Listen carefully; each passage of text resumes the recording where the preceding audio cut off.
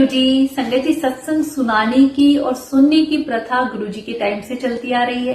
गुरुजी महाराज किसी भी संगत को बोल दिया करते कि अपना सत्संग शेयर करो, तो बाकी संगत बड़े ही ध्यान से वो सत्संग सुनती थी। और अगर उस बीच लंगर प्रसाद सर्व किया जा रहा है तो गुरुजी महाराज वो भी बंद करवा दिया करते थे।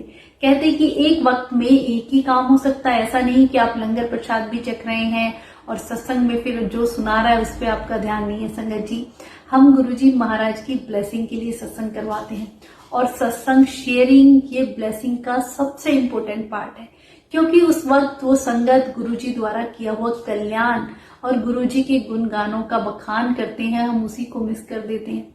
ये मेरा खुद का भी एक्सपीरियंस रहा है। जब भी मैं किसी सत्संग में जाती हूँ तो यही देखा जाता है, आरती के तुरंत बाद संगत आपस में बातें करने लग जाती हैं। यही नहीं समझते हैं कि गुरु महाराज साक्षात गद्दी पे अभी भी विराजमान है। उनकी आपस में बातें, लंगर तुरंत सर्व कर दिया जाता है। सबको बड़ी जल्दी होती है कि जल्दी से बस लंगर करो और घर पहुंचो। आप इतना टाइम निकाल के आते हैं, 2 घंटे वहां बैठते हैं, आने जाने में पैसे भी खर्च करते हैं, पर जो गुरुजी की मेन ब्लेसिंग है वही आप मिस कर देते हैं। संगत जी, अगर उस बीच कोई संगत सत्संग सुना रही है तो आप लंगर प्रसाद उस वक्त ना सर्व किया जाए।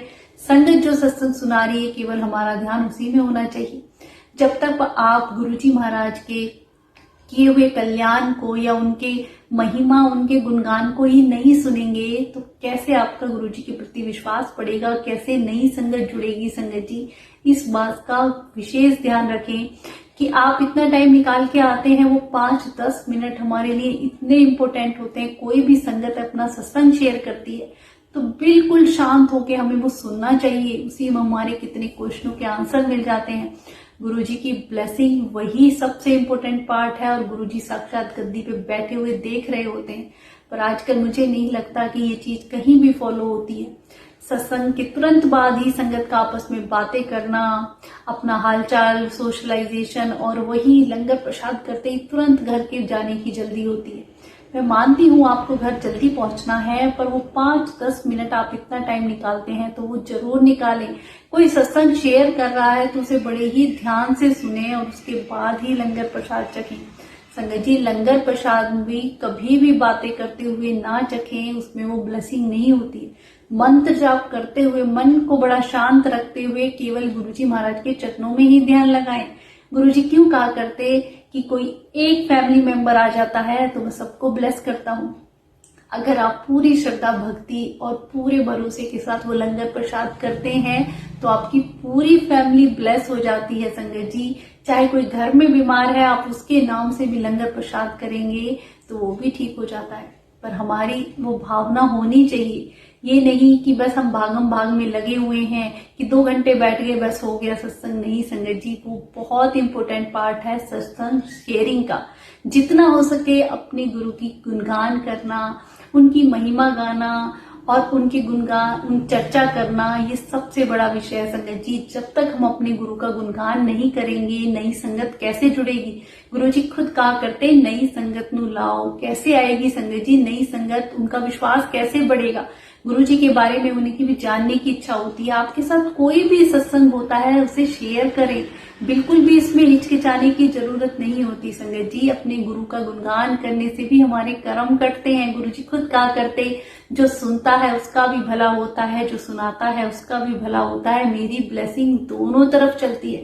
तो आप ये इतना इम्पोर्टेंट पार्ट ब्लेसिंग का कैसे मिस कर देते हैं। आजकल हर सत्संग में मैं यही देखती हूँ, सब इतना बिजी बातों में, आप वहां पे बातें ना करिए। संगत जी, जो पॉजिटिव ऑरा हम 2 घंटे वहां बैठते हैं, जो पॉजिटिविटी गुरुजी महाराज हमें देते हैं, वो सीधे हमें अपने घर ले जानी है।